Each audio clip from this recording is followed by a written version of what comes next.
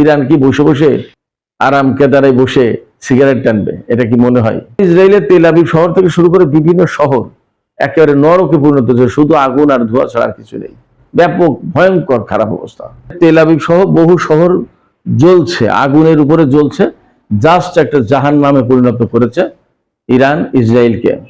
ইসরায়েলের মধ্যাঞ্চলীয় শহর বেনি ব্রাক, এই বেনি ব্রাক শহরে এমন ক্ষেপণাস্ত্র হামলা চালিয়েছে যে ক্ষেপণাস্ত্রের আঘাতে রাস্তার অর্থাৎ মাটির নিচে যে সোয়ারেজ লাইন, এই লাইন ভেঙে চুরমার হয়েছে এবং এই শহর এখন তলিয়ে যাচ্ছে পানিতে। আপনারা বুঝতেই পারেন যে সোয়ারেজ থেকে কি বের হয়, ময়লা পানি টানি সমস্ত সবকিছু মিলে একাকার বৃষ্টি অবস্থা। এই পরিস্থিতি কেন তৈরি হলো? এই যে আমেরিকা এবং ইসরায়েল এতটা মার খাচ্ছে, তার মূল কারণ কি?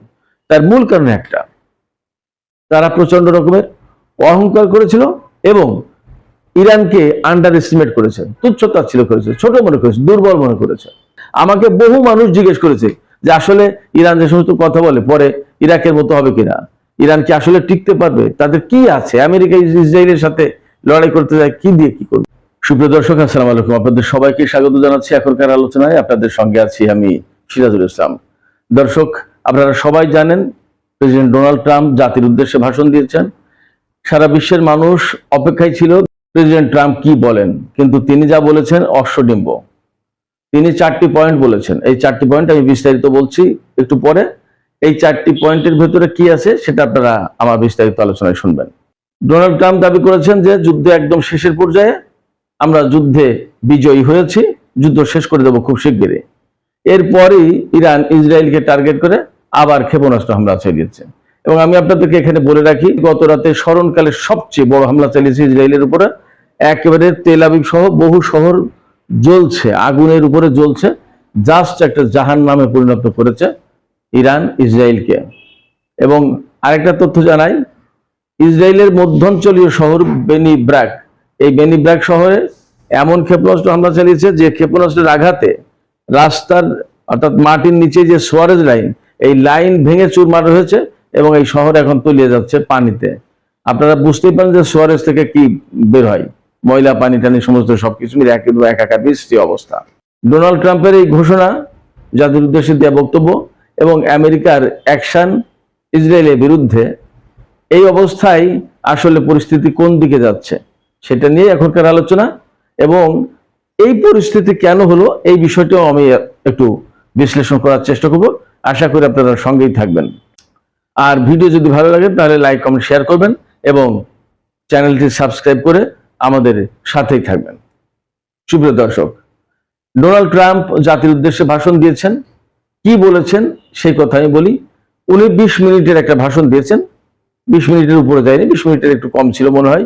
কিন্তু সবচেয়ে দুঃখজনক হচ্ছে যে সারা বিশ্বের মানুষ তার ভাষণের দিকে তাকিয়ে থাকলেও তিনি তেমন কোনো গুরুত্বপূর্ণ ঘোষণা এই ভাষণের ভেতরে দিতে পারেননি।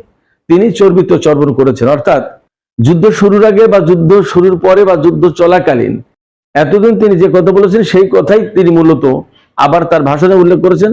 ডোনাল্ড ট্রাম্পের যে ভাষণ, সেই ভাষণ নিয়ে আল জাজিরা একটা বিশ্লেষণ করেছে। আমি তাতে দেখলাম যে চারটা পয়েন্টকে মূল একদম জিস্ট করেছেন। এই 4টা পয়েন্টে মূল যে বক্তব্য দিয়েছে ডোনাল্ড ট্রাম্প, সেই 4টা পয়েন্ট উল্লেখ করা হয়েছে। তাতে প্রথমত ডোনাল্ড ট্রাম্প বলেছেন যে এই যুদ্ধ জরুরি ছিল, কারণ ডোনাল্ড ট্রাম্পের ভাষায় ইরান হচ্ছে পৃথিবীতে সবচেয়ে নিকৃষ্ট একটা জাতি, শয়তান জাতি, খারাপ জাতি।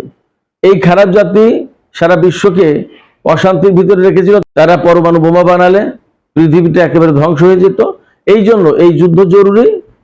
তিনি যুদ্ধের পক্ষে মূলত ছাপাই গিয়েছেন, এই যুদ্ধ করার যৌক্তিকতা তিনি তুলে ধরার চেষ্টা করেছেন।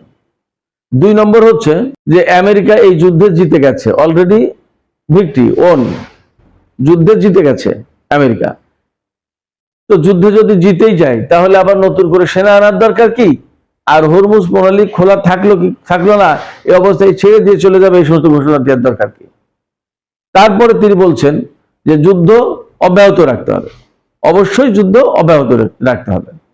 তো যুদ্ধে যদি জিতে যায় তাহলে আবার অব্যাহত রাখার প্রশ্ন কেন আসছে? অর্থাৎ ডোনাল্ড ট্রাম্পের এই যে বক্তব্য, এই বক্তব্য এক ধরনের ভ্যালুলেস বলা যায়। তারপরে আর একটা 4 নম্বর পয়েন্ট তিনি কি বলেছেন? 4 নম্বর পয়েন্ট বলেছেন এই যুদ্ধ খুব শিগগিরই শেষ হবে। তিনি একবার বলছেন যে যুদ্ধে জিতে গেছি, আমেরিকার যুদ্ধে জিতে গেছে, আবার বলছেন যে এই যুদ্ধ অব্যাহত রাখতে হবে এবং খুব শিগগিরই এই যুদ্ধের অবসান ঘটবে। মজার ব্যাপার হচ্ছে ডোনাল্ড ট্রাম্পের এই বক্তব্য দেওয়ার পরপরই তিনি বলেছেন যে আমরা একদম যুদ্ধ শেষ করার পর্যায়ে, খুব কাছাকাছি। এবং তিনি তার বক্তব্যে আর একটা হুমকি দিয়েছেন, ইরান যদি আমেরিকার সাথে চুক্তি না করে তাহলে ইরানকে একদম প্রস্তর যুগে, পাথরের যুগে পাঠিয়ে দেওয়া হবে। সেই শত শত বছর বা হাজার হাজার বছর আগের কথা, যখন মানুষ আগুন জ্বালতে পারতো না বলে যে কথাগুলো বলা হয়, বন জঙ্গলে পাহাড়ের গুহায় বসবাস করতো, তো সেই রকম একটা যুগে পাঠিয়ে দেবে ইরানকে। কিন্তু আসলে কি তিনি সেই ক্ষমতা রাখেন বা তিনি কি তা পারবেন? আর ইরান কি বসে বসে আরাম কেদারায় বসে সিগারেট টানবে? এটা কি মনে হয়?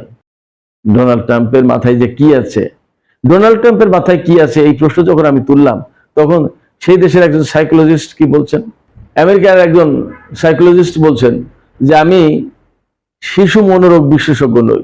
ডোনাল্ড ট্রাম্প যে কথাগুলো বলেন তা হলো শিশু সুলভ কথা। তিনি যা বলতে চেয়েছেন, এই সাইকোলজিস্ট যা বলতে চেয়েছেন তা হচ্ছে যে ডোনাল্ড ট্রাম্প যে কথা বলেন তা হলো শিশুর মতো, বাচ্চাদের মতো কথাবার্তা। তো উনি বলছেন যে আমি তো বাচ্চাদের মনোরোগ বিশেষজ্ঞ নই। সেক্ষেত্রে ডোনাল্ড ট্রাম্প যে কি বলেন আমি বুঝতে পারি না, ডোনাল্ড ট্রাম্পের মন আমি বুঝি না। তার মানে ডোনাল্ড ট্রাম্পকে তিনি শিশু বানিয়ে দিলেন। ডোনাল্ড ট্রাম্পের বক্তব্য দেওয়ার পরপরই, জাতির উদ্দেশ্যে তিনি যে বক্তৃতা দিয়েছেন, এই বক্তৃতা করার পরপরই 20 থেকে 25 মিনিটের ভেতরে S&P নামে একটা কোম্পানি আছে, তার $550 বিলিয়ন উধাও 20 মিনিটের ভিতরে। মার্কিন শেয়ার বাজারে পরিস্থিতি দেখেন। দেশের জনগণ তার এই বক্তব্যে ভীষণভাবে হতাশ হয়েছেন। আমেরিকার জনগণ ভীষণভাবে হতাশ হয়েছে, সারা বিশ্বের মানুষ তো হয়েছেনই। আমেরিকার জনগণ এবং সারা বিশ্বের মানুষের প্রত্যাশা ছিল যে আমেরিকা দয়া করে এই যুদ্ধটা বন্ধ করুক। এই যুদ্ধের কারণে সারা বিশ্বের অর্থনীতি ধ্বংস হয়েছে, শেয়ার বাজার ধ্বংস হয়েছে, তেলের দাম বেড়েছে, তেলে হাহাকার লেগেছে। আজকেই দেখলাম বাংলাদেশে একটা ভিডিওতে, জানি না সত্য মিথ্যা, বাট অনেক ক্ষেত্রে হচ্ছে তো, যে বাংলাদেশে কোনো একটা তেলের পাম্পে 4 কিলোমিটার লাইন পড়েছে। তো সারা বিশ্বে একই অবস্থা, আরব বিশ্বের তেল গ্যাস ধ্বংস হয়ে যাচ্ছে। ইরানেরও সেই একই অবস্থা।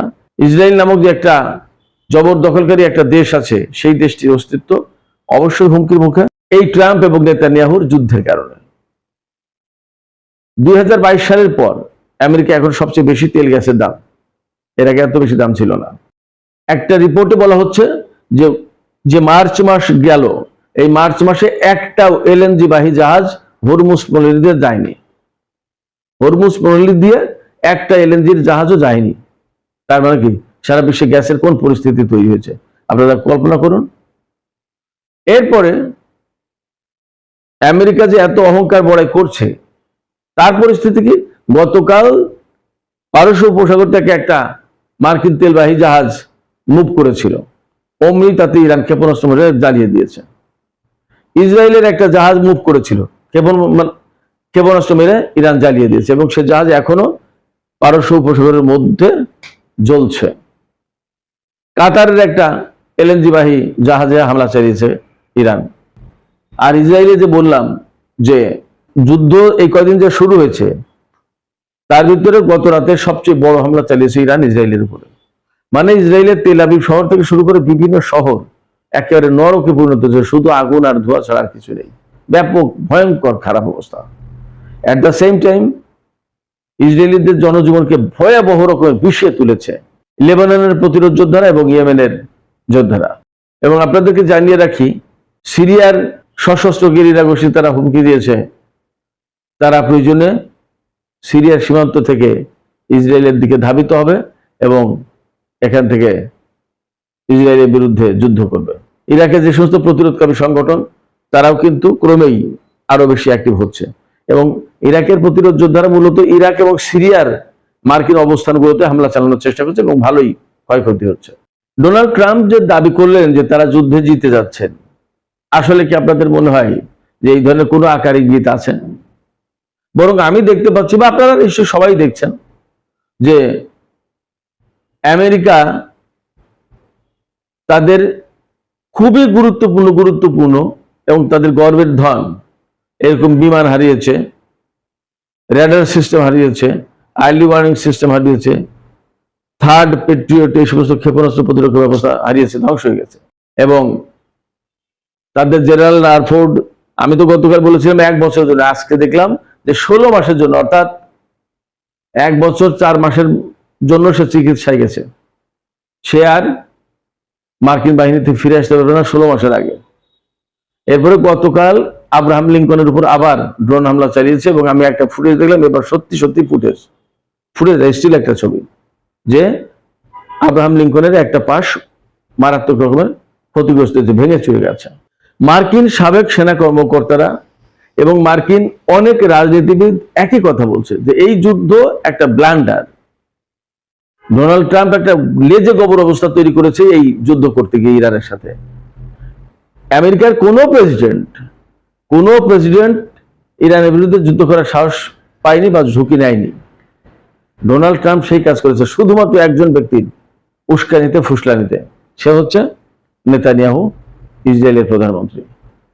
এখন আমেরিকার জনগণ প্রচন্ডভাবে ক্ষিপ্ত। তারা সবসময় বলছে যে এই যুদ্ধ তো আমাদের ট্যাক্সের টাকায় কেন ইসরায়েলের পক্ষে আমরা যুদ্ধ করবো, এবং আমাদের সন্তানেরা, আমাদের দেশের সেনা সদস্যরা কেন প্রাণ দেবে ইসরায়েলের জন্য। এবং আপনারা জানেন যে ইদানিং গত কয়েক বছর ধরে আমেরিকায় কিন্তু ইহুদি বিদ্বেষ বেড়েছে। অর্থাৎ আমেরিকার লোকজন, তারা তো সব মুসলমান না, তারা তো বেশিরভাগই খ্রিস্টান, তাদের ভিতরে ইহুদি বিদ্বেষ বেড়েছে। কেন?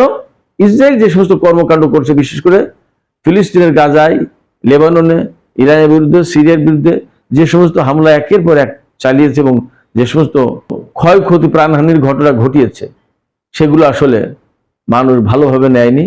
এর ভিতরে শুধুমাত্র একজন ব্যক্তি খুব ভালোভাবে নিয়েছে, সে হচ্ছে ডোনাল্ড ট্রাম্প। এর জন্য আমেরিকাকে খেসারত দিতে হচ্ছে। আমি আগেই বলেছি, বেশ কয়েকটা ভিডিওতে বলেছি, যে আমেরিকা আসলে ইরানের প্রযুক্তির কাছে হেরে গেছে। তাদের হয়তো অত্যাধুনিক যুদ্ধ বিমান থাকতে পারে, তাদের বড় বড় যুদ্ধ জাহাজ থাকতে পারে, বিমানবাহী রণতরী থাকতে পারে, বড় বড় সাবমেরিন থাকতে পারে, কিন্তু ইরানের টেকনোলজির কাছে, ইরানের কৌশলের কাছে তারা হেরে গেছে। ইরান এই কথাই বলেছে আজকে, যে ইরানের হাতে যে কতটুকু সামরিক সক্ষমতা আছে এবং তাদের হাতে যে কি ধরনের পরিকল্পনা আছে, এই সম্পর্কে আমেরিকার কোনো ধারণাই নেই। যার কারণে আমেরিকা বারবার বলছে, হুমকি দিচ্ছে, চাপ দিচ্ছে, যুদ্ধ তো চালাচ্ছেই, যে ইরানকে চুক্তি করতেই হবে। ইরান বলছে নো, কোনো চুক্তি হবে না, আমরা অন্তত আরো 6 মাস যুদ্ধ করবো। গতকালকে ইরানের পররাষ্ট্রমন্ত্রী আব্বাস আরাকচি বলেছেন। সেক্ষেত্রে কি দেখা যাচ্ছে? হ্যাঁ, আমেরিকা এবং ইসরায়েলও ইরানের বিরুদ্ধে হামলা চালাচ্ছে, কিন্তু চূড়ান্ত বিচারে গিয়ে যা দেখতে পাচ্ছি সেটা হচ্ছে এই, যে আমেরিকা এই যুদ্ধের ভেতর দিয়ে সারা বিশ্বে তার প্রভাব প্রতিপত্তি ক্ষুণ্ণ করবে, ধ্বংস করবে, একদম নখদন্তহীন একটা বাঘে পরিণত হবে আমেরিকা। আর ইসরায়েল নিশ্চিতভাবে, আমি যা দেখতে পাচ্ছি, নিশ্চিতভাবে তার অস্তিত্বের সংকটে পড়বে। এই ইসরায়েলে প্রধানত 2টি ঘটনা ঘটবে। একটা হচ্ছে ইরান, লেবানন, ইরাক, ইয়েমেনের হুতিরা এবং হয়তো একসময় ফিলিস্তিনের যোদ্ধারাও জড়িয়ে দেবে। এদের লাগাতার হামলার কারণে ইসরায়েলের জনগণ অতিষ্ঠ হয়ে এই সাইরেন, এই বাংকারের ভিতরে থাকা, এই যে দৌড়াদৌড়ি, হুড়োহুড়ি, আগুন জ্বলা, ধোঁয়ায় আচ্ছন্ন, প্রতি মুহূর্তে রিস্কের ভিতরে থাকা, কখন কে হামলার কবলে পড়ে, ক্ষেপণাস্ত্রের কবলে পড়ে, দরকার কি? প্রথমত এবং প্রধানত যা হবে, ইসরায়েল থেকে বিরাট জনসংখ্যা চলে যাবে, আর যারা অবশিষ্ট থাকবে তারা আসলে থাকতে পারবে না, কারণ ইসরায়েল বিশ্বের মানচিত্র থেকে ধীরে ধীরে মুছে যাবে। ইরান এবং তার প্রক্সি ফোর্স এই প্ল্যানে নিয়েছে আমার কাছে মনে হচ্ছে। এই পরিস্থিতি কেন তৈরি হলো? এই যে আমেরিকা এবং ইসরায়েল এতটা মার খাচ্ছে, তার মূল কারণ কি? তার মূল কারণ একটা, তারা প্রচন্ড রকমের অহংকার করেছিল এবং ইরানকে আন্ডার এস্টিমেট করেছে, তুচ্ছতাচ্ছিল্য করেছে, ছোট মনে করেছে, দুর্বল মনে করেছে সে আর কি পারবে। আমি আগেই বলেছি, এর আগে কোনো একটা ভিডিওতে বলেছিলাম যে ইরান একটা নিষেধাজ্ঞার ভিতরে থাকা দেশ, গরিব মিসকিন হয়ে গেছে, তার অর্থনীতি নেই, তার কি সামরিক সক্ষমতা বা থাকবে, হয়তো মুখে মুখে বড় বড় বুলিয়া আছে। এবং সারা বিশ্বের মানুষ এইরকমই ভেবেছে বেশিরভাগ ক্ষেত্রে। আমাকে বহু মানুষ জিজ্ঞেস করেছে যে আসলে ইরান যে সমস্ত কথা বলে, পরে ইরাকের মতো হবে কিনা, ইরান কি আসলে টিকতে পারবে, তাদের কি আছে, আমেরিকা ইসরায়েলের সাথে লড়াই করতে যায়, কি দিয়ে কি করবে। কিন্তু আসলে ইরানের হাতে যে অনেক কিছু ছিল, তাদের কৌশল, তাদের প্রযুক্তি এবং তাদের সামরিক সক্ষমতা সবকিছু ছিল, এবং সেটা দেখাচ্ছে। ইরানের হাতে যদি শুধুমাত্র কৌশল থাকতো, তার প্রযুক্তি থাকতো না, যদি তার সামরিক সক্ষমতা না থাকতো, তাহলে কিন্তু এই যুদ্ধ করে এই অবস্থায় আসা সম্ভব ছিল না। কৌশল আছে, কিন্তু সেই কৌশল বাস্তবায়ন করার জন্য যে অস্ত্র সামরিক সরঞ্জাম লাগবে সেগুলো যদি না থাকে তাহলে কিভাবে কি, সেই জিনিসটা আছে বলে এটা বাস্তবায়ন করতে পেরেছে। ওই পরিকল্পনা বাস্তবায়ন করার জন্য লোকবল লাগবে, আর লোকবলেরাই প্রযুক্তি ব্যবহার করবে। ফলে এই তিনটার কম্বিনেশন ইরানের হাতে খুব ভালোই ছিল, এবং সেটা ইরান বারবার বলেছে, আমেরিকা, ইসরায়েল বা অন্যরা বোঝেনি, বিশ্বাস করেনি, এখন সেটা বাস্তবে প্রমাণ পাচ্ছে। তাহলে ফাইনালি কি হতে যাচ্ছে? তাহলে ফাইনালি যা হতে যাচ্ছে, আমি সবসময় বলছি, ইরানকে এই অবস্থায় একেবারে ধ্বংস করে দেওয়ার জন্য একমাত্র পথ ইরানের উপরে পরমাণু অস্ত্র ব্যবহার করা। কিন্তু এই কাজটা খুব সহজ হবে না, এই কাজটা এত সহজে করা যাবে এবং বিশ্ববাসী ছেড়ে দেবে ডোনাল্ড ট্রাম্প।